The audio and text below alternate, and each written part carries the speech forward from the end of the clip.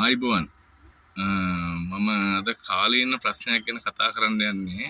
දැන් ලංකාවේ ගිනිපෙට්ටි කර්මාන්තශාලා තියෙනවා 15කට අධික සංඛ්‍යාවක්. ඒවයේ වැඩ කරන සේවකයෝ ඉන්නවා 15000ක් 20000ක් විතර.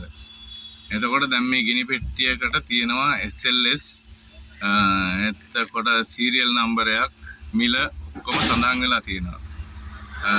කර්මාන්තශාලාවේ නම තියෙනවා.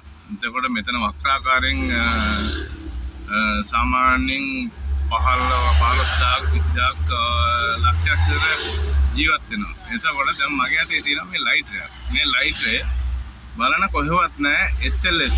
රටට බඩුවක් එනවා නම් ඕනම භාණ්ඩයක් ගේනවා නම් ඒක SLS සාතිකේ දැන් අනිවාර්ය කරලා දෙනවා. දැන් මේකේ මේ ලයිට් එක SLS තියා කිසිම දෙයක් නැහැ.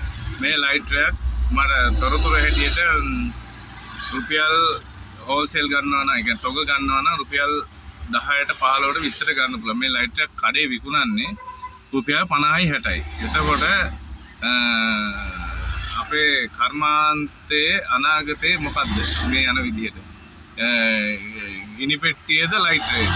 කොහොමද අද තීරණය කරන්නේ? ගිනි පෙට්ටිය රුපියල් 20යි ලයිට් එක රුපියල් 50යි. තොග ගන්නවා නම්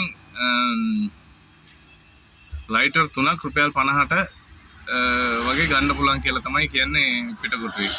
හොඳයි බොහොම ස්තුතියි මම ප්‍රතිචාර බලාපොරොත්තු වෙනවා. සුබ දවසක්.